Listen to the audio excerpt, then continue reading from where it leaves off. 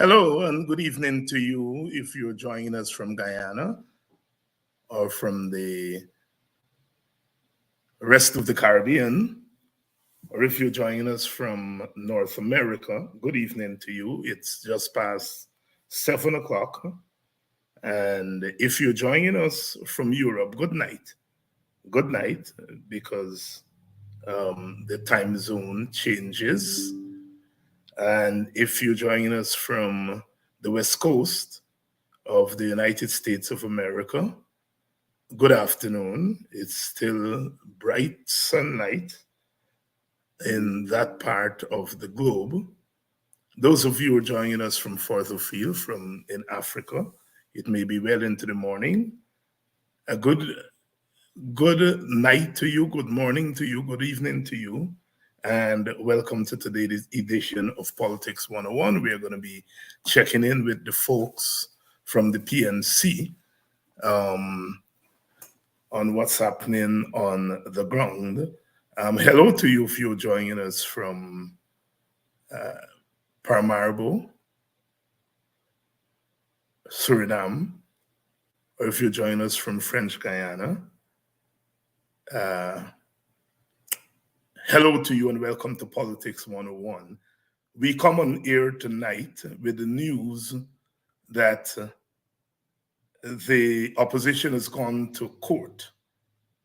The APNU has gone to the High Court to ask them to cancel or postpone the June 12th elections on the grounds that the Minister of Local Government arbitrarily adjusted the boundaries of several of the constituencies. That's the news we come on here with. The High Court is being asked by the opposition. The headline is "Opposition goes to court to block local government elections over boundaries." The People's National Congress has asked the High Court to order the postponement of or cancellation of the June 12th local government elections on the basis that 37 constituency boundaries in 19 local authority areas have been changed in violation of Guyana's constitution and the Local Government Act. So that's the news we come on air with tonight. You will remember that that matter was raised and GCOM acknowledged that the minister did not have the authority to change boundaries.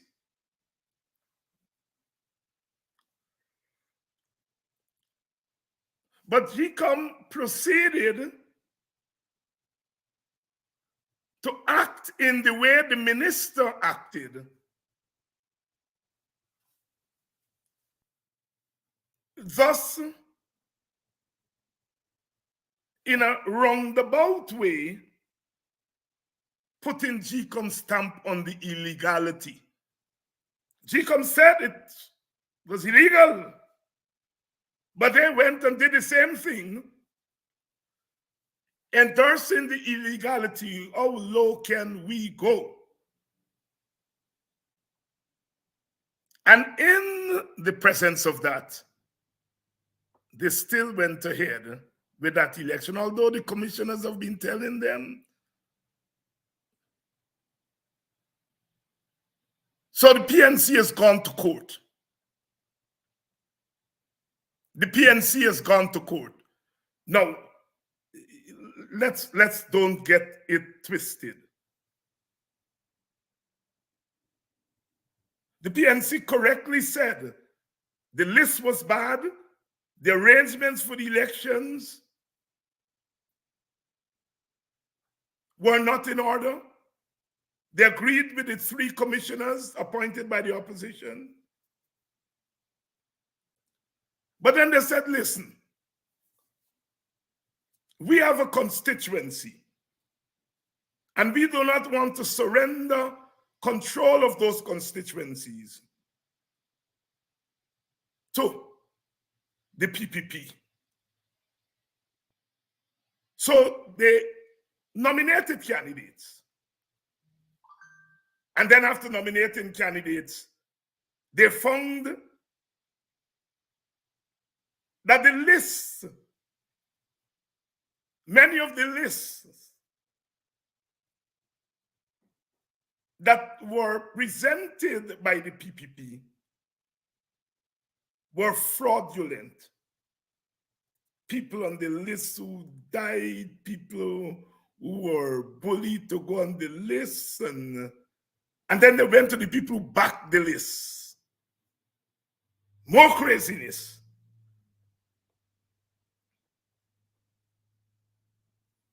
You can't say that the PNC didn't try to say, all right, we're going to go ahead and participate in so that our strongholds will not be taken over by those people.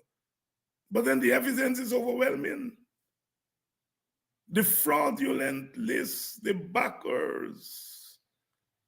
And then this matter is still on the table. The matter of the unilateral gerrymandering by the minister. So we come on here tonight. With that, we're going to have a couple of PNC people dropping in. Member of Parliament from Region 5, Vince Roy Jordan, he's already here. We're expecting Carol Joseph to stop by, and we are going to be talking about this court action, but we are also going to be talking about some of those revelations, some of those anomalies. In 2020, we found out that elections are rigged long before election day. And now we are finding out that elections are rigged long before nomination day. You fix the boundaries before nomination day. That's rigging. You're rigging the boundaries. Then you put people's name on the list who dead. And then you write in people's names saying they're supporting these lists. That's rigging. I want the commissioners who allow themselves to be abused by the PPP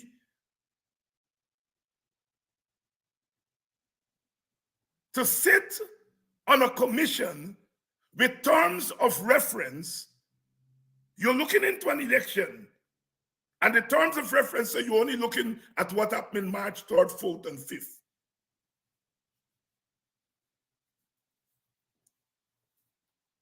Don't tell me that they don't know that an election starts long before election day. But they sat there, big men, learned men, men that I have respect for, and allowed themselves to be abused, because that's not used. That's abused. And write a report on an election in which you just look at the end product. What happened?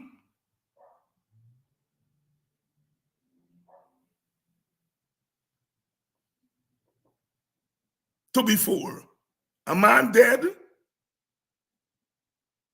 you don't just look at his life on the day that he dead. You look at what happened from the time he was born. How can you have a free and fair election when the boundaries are fixed? A minister is not going to fix the boundaries of constituencies to give the opposite party a victory. It is obvious he obviously fixed those boundaries to give his party a victory.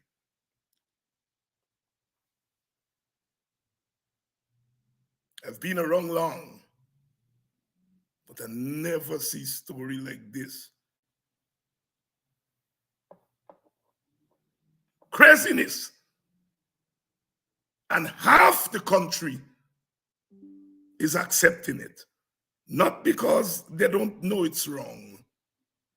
Remember the IRI poll that showed less than 30% of Guyanese believe that the PPP is in government legally, that believe that the elections were free and fair. Less than 30%. So it must include PPP people. So they're not going along with this thing because they know it's true. They're going along with it for ethnic and political reasons. In many regards, the supporters of the PPP are prisoners of what the PPP is doing as much as the opposition are. Anyhow, that's how we come tonight. Let's bring on our first guest, Member of Parliament, Viceroy Jordan. Region 5 happens to be the hot spot, well, the hottest spot, if you will, in terms of what the PPP had been doing before nomination day. Good evening. Good evening, Dr. Hines. Thank you And for how are having you? me. I'm doing fine, Good evening to your audience. How is West Babis? West Babis is quite well in one sense and in another, very much troubling. Quite well and very much trouble. You from Seafield, huh? No, lovely lass. Lovely Lovely lass. lass, Right. lovely lass, lovely lass, lovely. One of those small villages, Right, these the small village. are small villages. We know about the Hope Tongues and the Belladrums and El Dorado and so on, but we have these little villages. Little right. I always, when I'm going, passing through West Babis, by the time you look away, so is a sign for next village, That's true. I'm one of those persons when I travel, I like to look at signs and to see and know villages. So we come on air tonight with the news that your party has filed an injunction with the High Court seeking to either postpone or cancel the elections. Talk us through that, the reasoning behind it, and what in fact you're trying to achieve. All right. Well, Dr. Hines, I think the media would have put it well in terms of the brief or the summary of what we hope to achieve. I would want to start by saying it is clear to us, and it was clear then, that the PPP, their main plan was to rig this election. The rigging wouldn't be only on election day, but it started from the time we spoke about local government elections. We spoke about the list, which was not properly sanitized. The list is not clean. The list contained a number of dead people, persons who would have migrated, persons who we know for sure cannot be located, but the names are still there on the list for some reason, wherever they might be. And then we also spoke about biometrics, another way that we can use to assure that it is I, Viceroy Jordan, who votes at any election. Apart from that, we spoke about the PPP looking at gerrymandering or playing with our boundaries, those boundaries of the NDCs and various municipalities across the country. What in essence the PPP did was allow the Minister of Local Government to do his own geographical demarcations so as to decide what are the boundaries for our local authority areas. And in doing so, he went about, for example, in my region, I'll use it typically, in the Woodlands Farm NDC, he went and he looked at the area and he recognized that the entire Dehoop Branch Road, which has about almost close to over 1,000, close to 1,500 persons who are direct predominant supporters of the PPP, he included that area so as to get that portion of votes brought into that NDC where we normally beat them. And so if he bring that in, it therefore means that he can now stand a chance of coming close and if possible beating the coalition in that NDC. It is a similar fashion in many other local authority areas. They went onto the ground, they look at where the areas where they have a large amount of supporters, and they plan and they set it out to say, look, we're going to extend the boundaries to this community so as to ensure that at the polls we can win this NDC by bringing certain numbers in. Apart from that, in Region 6, they went into a few of the NDCs and they split them. So let me give you an example.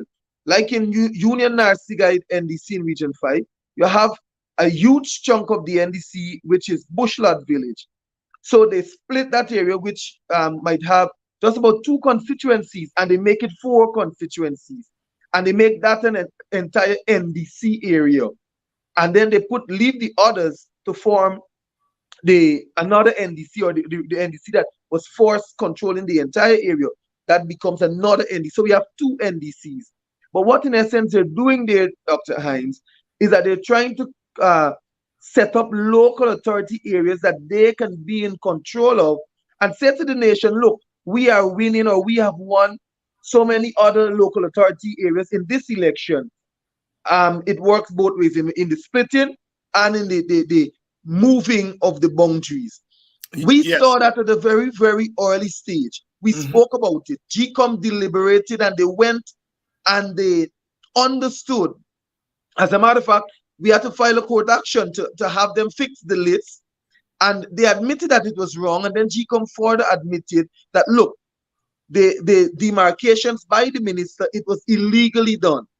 And so GCOM took the matter back to its complete body, that commission body there, and they decided that they're going to do it through the CU, which is the authorizing body, or the body that has the authority to conduct such an investigation and then come up with the demarcations. Lo and behold, when the body went as GCOM to do the very thing that we're asking for, proper demarcation, they did the exact things that the minister did, Dr. Hines. And so it tells me that they are just following the instructions of the PPP. Because, for example, they went into Blairmont, which is in the west bank of Berbice, and they found that one of the areas that was demarcated by the minister is an area that, when you look at it rightfully, it should be in a particular constituency. But the PPP took it out and put it into another one because they want to win a constituency so as to get another seat on that NDC. Instead of rectifying that, they went on to just put it back in a different form and say that they did the investigation and it is okay.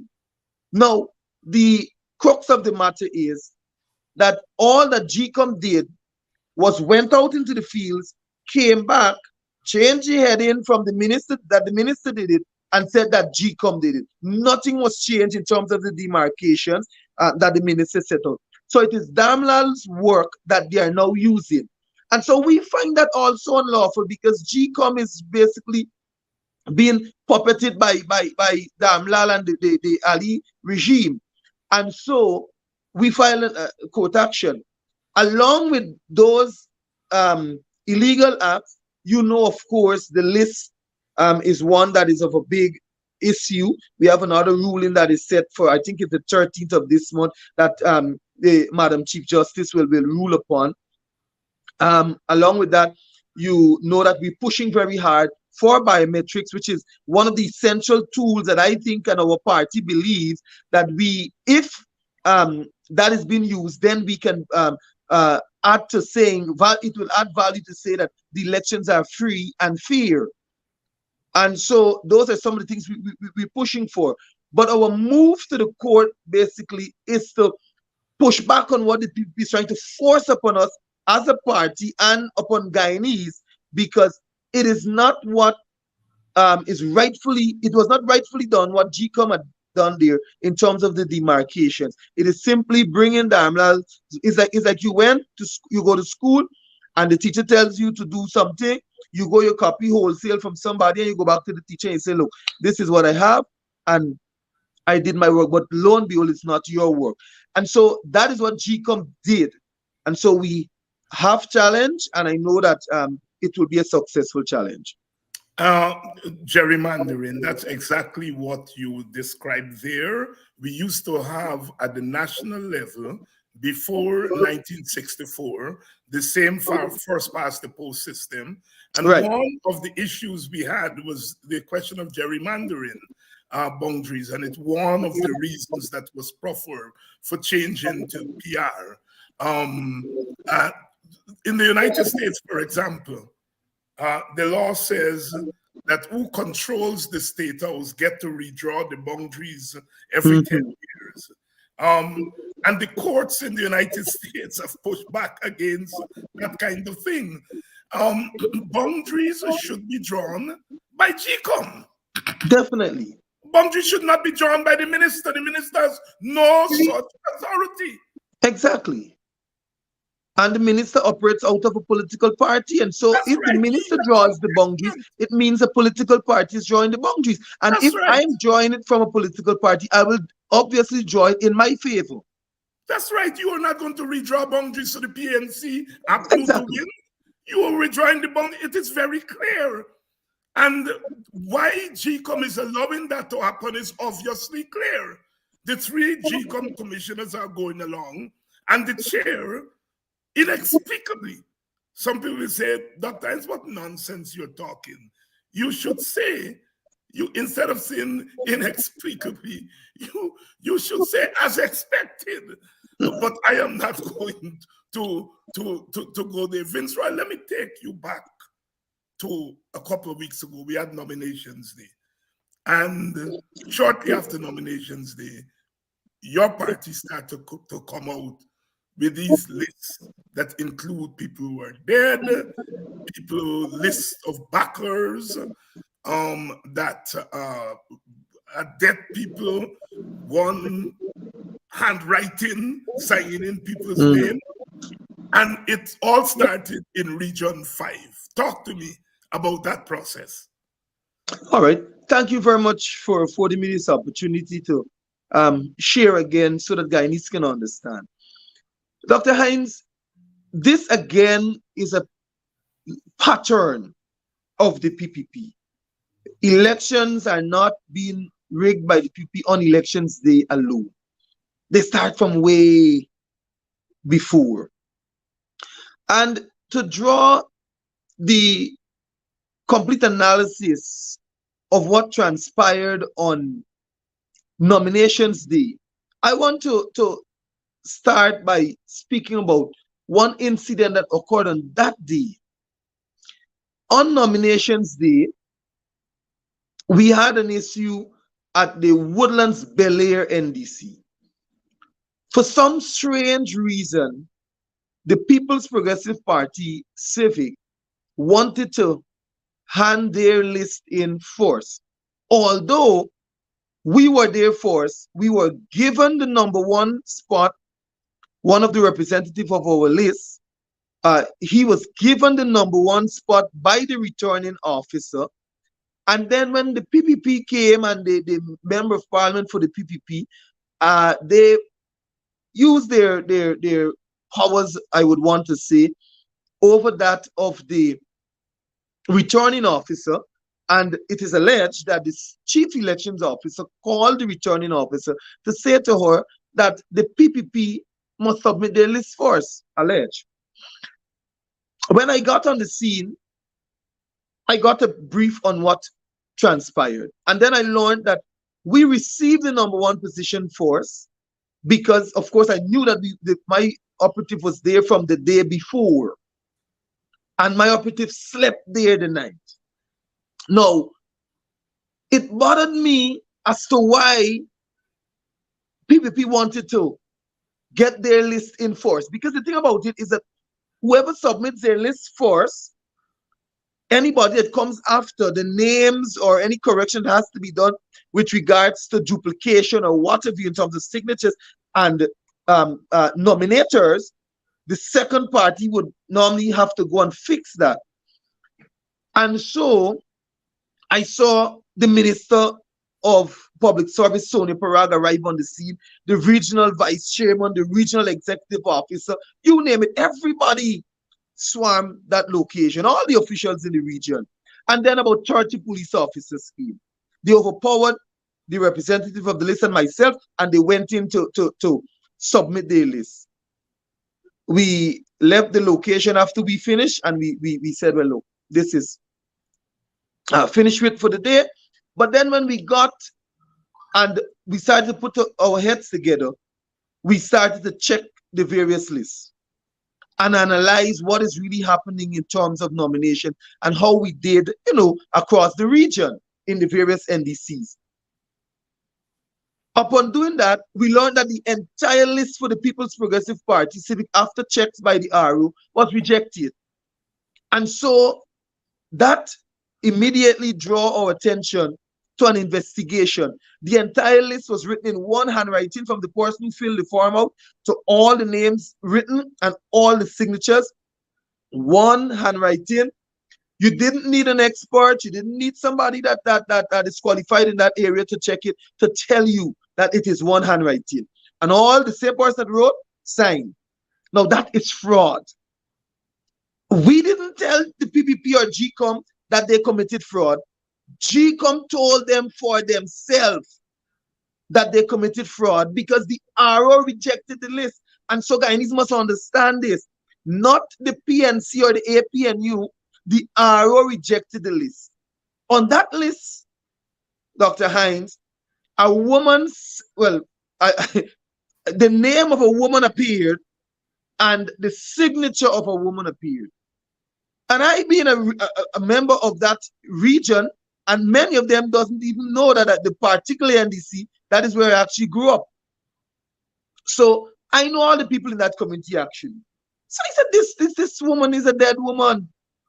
As a matter of fact, I know of persons who attended the funeral. So I called one of the counselors, and the counselor said, I was at this funeral XYZ time. I said, but how this person could sign the list? This person is a nominate on the list. I said, let's leave it for argument's sake, Dr. Hines. She signed the list before she died. Let us say for argument's sake. The very list that was rejected came back as somewhat corrected, but again appearing with some signatures that people said they didn't sign. When the list came back on nominations day, this is after the woman was already buried, there is the woman's signature again, and that of our entire household. And so that is where it started when I made that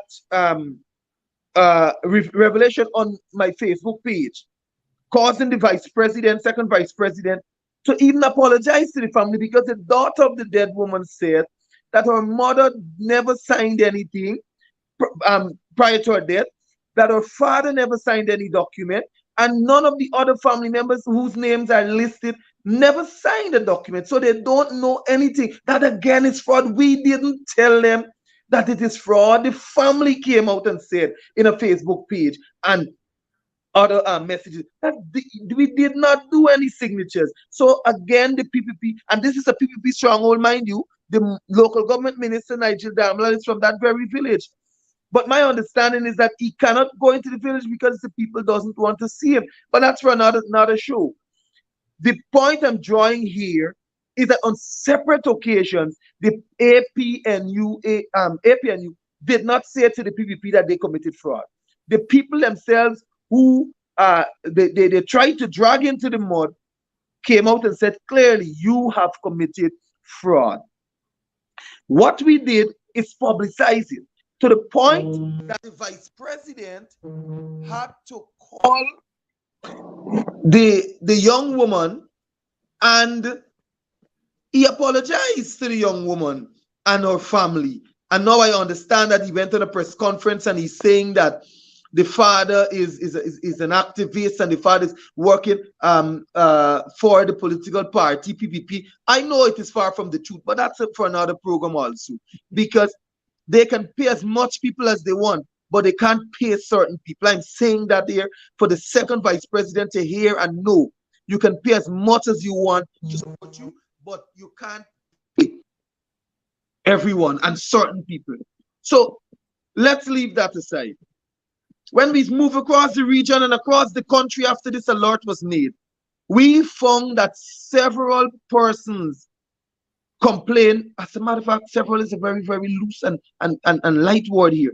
Hundreds of Guyanese complained that their names were placed on the various lists without their permission, that signatures appeared there which they knows nothing of in terms of being the person who signed on those lists. Dr. Hines, I want you to understand, we made discoveries across every NDC in Region 5 with regards to this. Every single list in Region 5 with regards to this. And so it is not something that is just unique to one NDC or unique to one list. It is across the region. And what we noticed, Dr. Hines and viewers, is that it happened particularly in those PPP strongholds where they cannot go to face the people. That is one, like number 7 village. Secondly, it happened in those black communities where the PPP and Jack Dio said that he will ensure that he got names for every constituency. And by getting names for every constituency, they committed fraud. Because when the revelation came, when the people of Belladrum heard that Belladrum has a candidate, and that candidate has about 30 nominators, which they call backers, the people in Belladrum started to question. The people in Hopetown started to question. They said, who are those persons that signed the list? Because I wouldn't doubt that they got 1 or 2 PPP people who jagged your pain in Belladrum or Hopetown to do, or probably just to wear the red jersey or to make some noise about PPP. But then you got to get 30 backers. And so people must understand you have to get 30 nominators. And that is where the fraud, we pick up the fraud, because they couldn't find 30 persons in those local authority areas, and particularly in the constituencies, to back a particular candidate. And so each first past the post candidate must have at least within the range of 20 to 30 nominators, so as to let their participation be approved by GCOM. And so you find that in all these strongholds, then you went to Region 10, Linden in Region 10, then you found it in Region 6 in a number of other areas. You found it in Region 4 along the East Coast, the East Bank, and countrywide.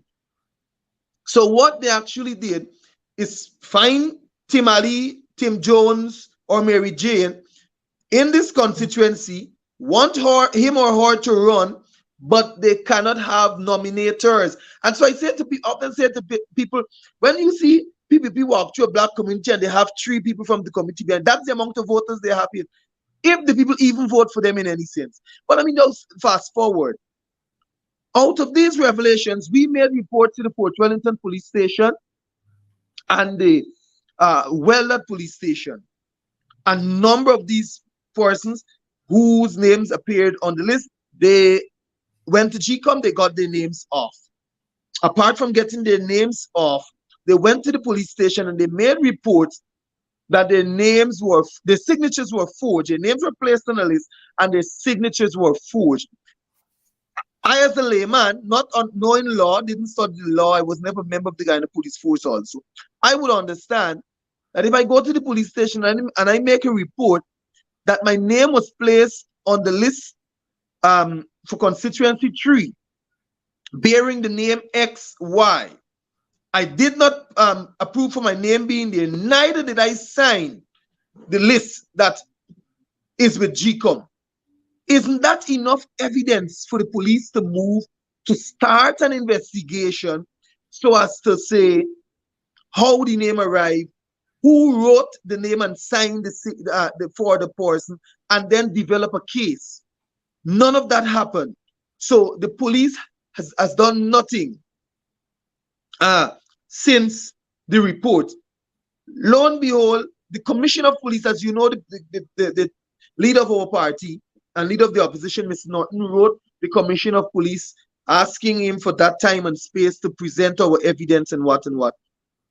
And he said that he has competent police officers across the police station to deal with it. Now, if you have competent police, so why from nominations there to now, not one person, not one of the candidates have been called in to say how their names or how the names of people appeared on the list without the people signing. When the people made the reports, mind you, they said clearly, my name is on Dr. Hinds' list, and I didn't sign. So you have a person to go to.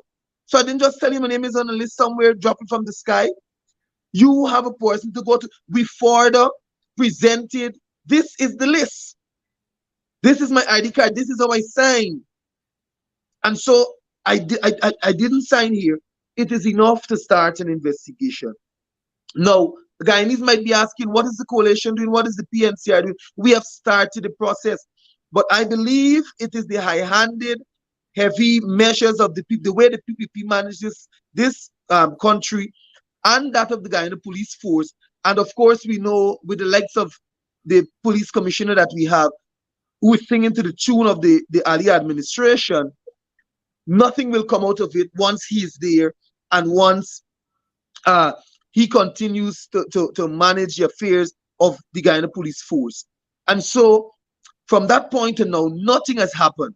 But I want to also alert our citizens and our residents that we have other actions that we're taking.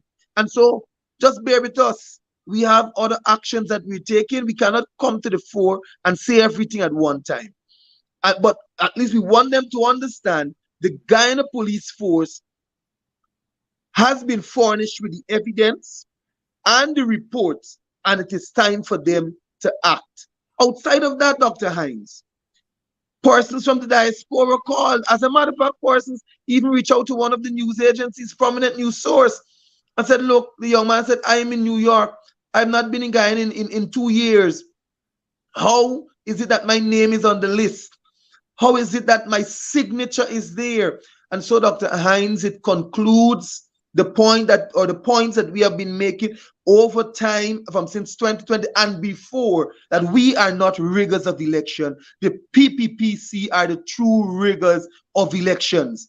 Because you see, they not only bring out dead people to vote, you see that they not only manipulate the boundaries, you see that they not only have those who are overseas voting, like we found in 2020, you see that they're not the only ones. They didn't only have 47 or 49 boxes without statutory documentation, but now from nominations day at local government elections, they're still signing. Those overseas are still signing. Then tell me what they are going to do when it comes to general election. It is only nominations day for local government election. And so, Dr. Hinds, we are in a very, very, very serious situation here. And Guyanese must open their eyes to understand the seriousness of it, because they can determine and plot and set what they want for the next general and regional elections once Claudette Singh remains there, and once the commissioners continue to do what they're doing, voting with them, and Guyanese will stand to lose at the end of it. But I believe it is time that we need to stand up together and fight. Let us stop talking about what is the opposition doing and start asking, how can I join the fight to help the opposition? Because you cannot expect the opposition to walk into the police stations.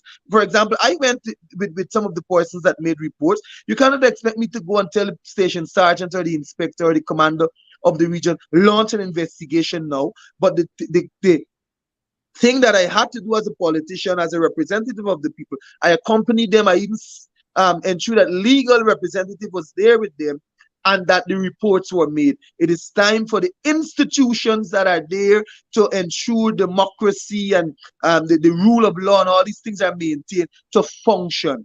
And so I say to Guyanese, join the fight in supporting the opposition in this cause, because this what we're doing here will determine what will happen at the next general elections. I don't know if I gave you clearly what Oh, yes. Oh, yes. Oh, yes. Quite a lot of information there. And if you are just joining us, yes, it's Politics 101. And we have Member of Parliament, Vince Roy Jordan, who has been making some revelations here tonight.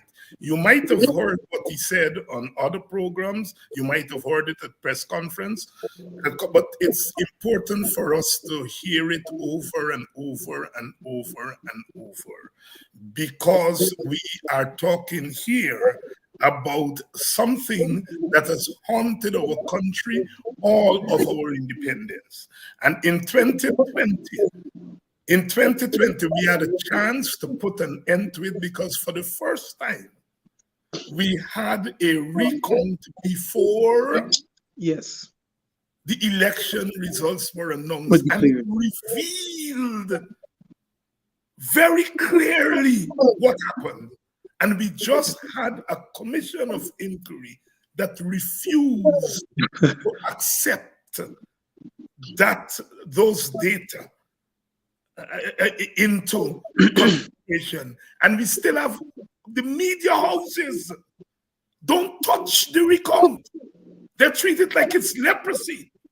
And now we have in real time, in this local government election, what the recount pointed us to after the fact. Now in real time, we have these young people who are going into the villages, the communities, and they're finding these things. Note what Brother Vince Roy said. He said it's not just one NDC, it's all the NDCs across Region 5. And now the opposition has gone to court. And the brother said that there are other things that they have in the pipeline. And that is what you, the supporters of the opposition, have been wanting to hear, that your party, your parties are fighting. And the brother here tonight has said they're fighting back. This didn't happen in 2020. If in 2020, the opposition had gone back to nomination day and checked those lists, God, what we would have found.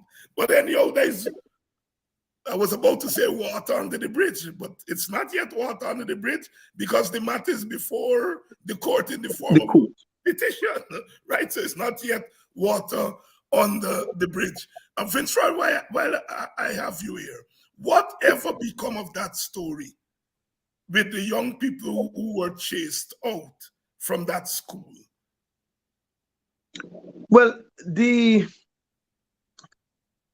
senior guy, the man that was in the school compound, who we saw in the video with his boxers there, he was arrested. He was placed before the court, and that matter, or I should say, I cannot report on the completion of that matter, because that is within the court, because the magistrate has to determine, speak on that. With regards to the children, we gave to them the necessary counseling and guidance that they need as representatives, as politicians, as community leaders. I also learned that the police also went to the school and they did some investigations. The education department also engaged the head teacher and members of the school, and they also did some investigations. Like I expected out of the report from the education department, the minister said, or the ministry rather, I should say, but it came from the department to the school. The minister said that no such thing occurred. So even when you have a video and you have evidence, oh no, it wasn't an attack on Black children. It wasn't a racially incited event. It wasn't a politically driven event. And so it's nothing. So we can move on with our lives. So those were the comments of the minister saying that Mhm. nothing like that actually happened. But Dr. Hines, I want to draw this very quickly. If that had happened in Belgium, and people like to say, oh, why are we behaving as if it's all about race and this race? But this is the reality of the day in Guyana. If that had happened in Belgium, we would have seen the Mhm. presence of police officers in Belgium Mhm. like we've never seen before. We would have heard of how many persons being incarcerated by now. We would have heard of the many police patrols and blockage and all that they have to do, jumping homes and searching. You would have heard by now, probably I incited the attacks. You would have heard by now some one of the PNC members being locked up and charged for that. And I can go on and on. But like the PPP, when the school bus was stoned on March the 6th, 2020, nobody cares about that anymore. Mhm. When the North or the public servants in general were attacked by settlement and their vehicles damaged. Nobody cares about that. When the government was installed in August of 2020, they didn't mind. They were not mindful of looking back at that. But when Isaiah and Joel Henry, I would not rest until we get justice, even if it's until the coalition government sits in the seat to ensure justice comes. When they were killed, and we demonstrated in the way we thought was best because we hurting as a family, as a community, as a people, and the people caused the roads to be blocked, and then a few vehicles got damaged, and certain rice farm and certain PPP businessman lost some a truck or something. I can't remember exactly, or a canter. Immediately after the calm, the Ali-led administration went to his rescue.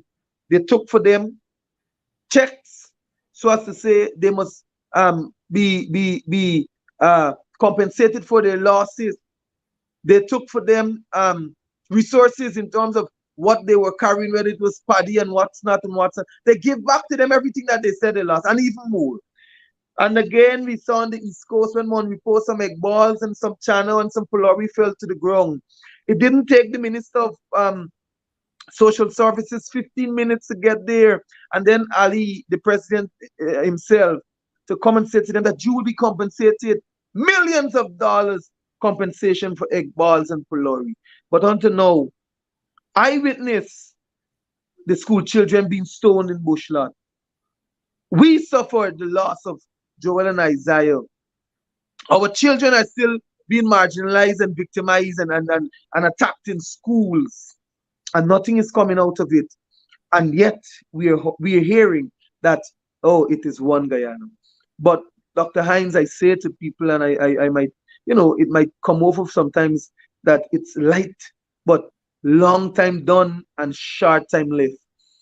Guyanese must understand that a time is coming when we must fight for what belongs to us. Equality, justice, and all the rights that belongs to us, we must have it in this country. And if it means that we have to fight for it, Dr. Hines, we will fight for it. But it takes a prepared and unified people to accomplish such. And I say to my African brothers and sisters and all Guyanese, by extension, that have been victimized and marginalized by this government. Because, of course, there are a number of uh, PPP supporters or Indo-Guyanese who support the PPP, but they too are being marginalized, discriminated against, and all of that in different ways. Yeah. And so I say to us, let us join hearts and hands together to fight this monster that we're up against. And so, Dr. Hines, I see, Guyanese, it is time to unite. Unite, unite. Vince Roy, in going to the court, your opponents are going to say you all are afraid of Oh, yeah. going to the election, and so you all want to get the election call off. How do you respond to that? Well, as a matter of fact, I should have mentioned that earlier because the news piece for the government, I think it was Newsroom Force that broke it in this way. The Norton, I think, or APNU trying to avoid licks. Now, let me tell them, we have no licks to get when we have control and support from the people in our constituencies, in our municipalities, and in our NDCs. I am saying to them that all we're trying to do is to ensure that the right thing is stop spinning the news to suit the PPP narrative. Fraud is fraud. Illegality is illegality. Irregularity is irregularity. Gerrymandering is gerrymandering.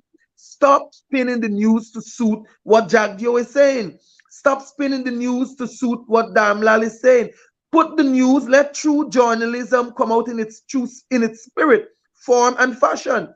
Because I am saying to Guyanese daily that once these elections are held free and fair, we will beat the PPP in Linden. We will beat them in New Amsterdam. We will beat them in Georgetown. We will beat them in Bartica. Those areas that they are making mentions of. And I notice the vice president is quickly turning his mouth that he's not predicting. Let him bring it on and continue to predict. Once we have free and fair elections, a credible list, biometrics, and boundaries that are not gerrymandered, I am saying to the PPP and those who follow them that we will beat them and we will see where the licks will fall. And just as in Region 5, we normally win them, Dr. Hines, 6 NDCs to 4 out of 10. What they're trying to do with the one that I gave the example of earlier in the program, they're trying to bring it to, let's say, an even number, to say, even position, sorry, to say coalition wins 5 and we win 5. But the reality is, at present, we control 6 of the NDCs, and that is 6 of the larger NDCs within Region 5, and the PPP controls 4, and that is the reality. And at any given free and fair election, that will be the reality, because we will beat them in all those NDCs that we know we have done enough work for our people to see that we in the coalition government brought about the free and fair local government elections. We in the coalition government, after many, many years, we in the coalition brought about true local democracy and leadership. We in the coalition government ensure that the power to dictate what happens within our communities, drainage, irrigation, you name it, infrastructure, it is within the hands of the people in our local authority. The authorities. The PPP doesn't really want that. What they're doing is just playing around with this thing called local government election. Truly, they don't want local government election, Dr. Hines, but they cannot go to some of their communities because under the coalition government, what some of the things that we did in improving healthcare services, education, agriculture, public servants receiving better wages and salaries across the board. We can go to communities and speak with confidence about those because we did not only do it for nurses in some cases and forgetting that we have teachers and other sectors, section of the public service. We did things across the board, and we did for Guyanese those things that they can speak about that are lasting, that adds value to their life, that means something, the development. Let me ask you this, Vince Roy. There were some reforms under the coalition, some local government reforms, but the real issue still is, and I think you'll agree with me, that local authorities, whether they be the NDCs, the regional councils, or the municipalities, the question is that the central government still has control over local authorities. Is it not time in your, and I'm not asking you to give me the party line, I'm asking you to give me Vince Roy Jordan as an activist. Don't you think it's time that we have legislation that gives local authority more autonomy? Yes, and I fully support. And I'll give my example why. I support your sentiment. The Local Government Act permits or prescribes that the local authorities must or should prepare annual budgets. They should put out or lay out what they want for the subvention to be spent on, and so as to manage their constituencies, their local authority areas. And still, because of the lack of proper legislation to help these local authorities to function in that autonomous manner, we have the present local government minister who knows that the act says that the subvention is to be given to the NDCs at a certain time of every year in one or two tranches, and that they should decide on how to spend those subventions. But we still have a local government minister who says to the NDCs and municipalities, I'm giving to you 5, 20, or $15 million, and this is how you must spend it, what you must buy, and furthermore, what is even shocking, and we've reported this on many occasions, where you must buy it and from whom you must buy it. And so I agree with you 100%. It is time and high time. And as we speak today, there is local government elections going on in England. Yes. Thing. And those local authorities, they control the police, they control, I think, schools, and I think they have control over things like roads. And the autonomy that those local authorities have give people reason to go out and vote for local government election, because the local authorities have power. And I hope that as a young activist, that you will, in addition to doing your party work, also lobby for a change in the Local Government Act to make sure that at least there is a level of autonomy in the local authorities. Young man, member of parliament, political activist, are you learning some things as you go along? Talk to me. Well, yeah, Dr. Hines, I'm learning a lot.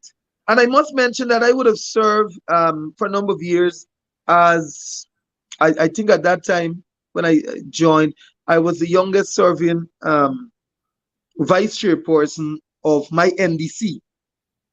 I served as a councillor on the NDC where I reside in. I also represented served for a number of years as the vice chairperson. Along that local level, it gave me the opportunity to understand politics from one dimension, and now coming to the national level. Oh my, I see it from many dimensions.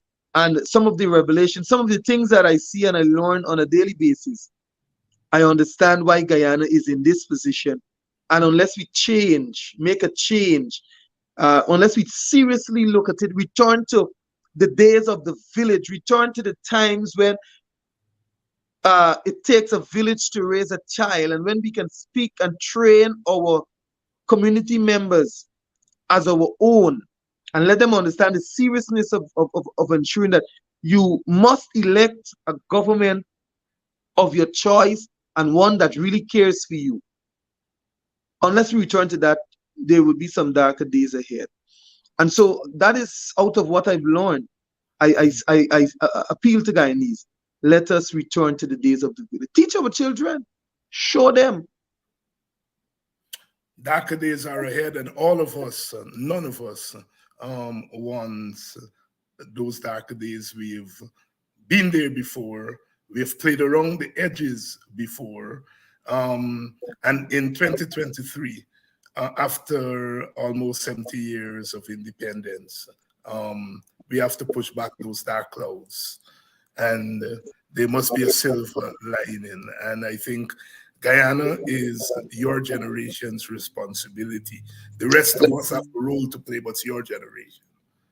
And you all have to chart. You all have to walk on several feet at the same time. The national foot, the party foot, the community foot. I hear you stress community. And that's very important. Politics begins locally. It begins, and I'm glad to hear that you came through the ranks, starting in the party and then the MPs come through. Because, and I'm not pointing fingers at anybody, some people come in at the top in all parties and turn out to be great disasters.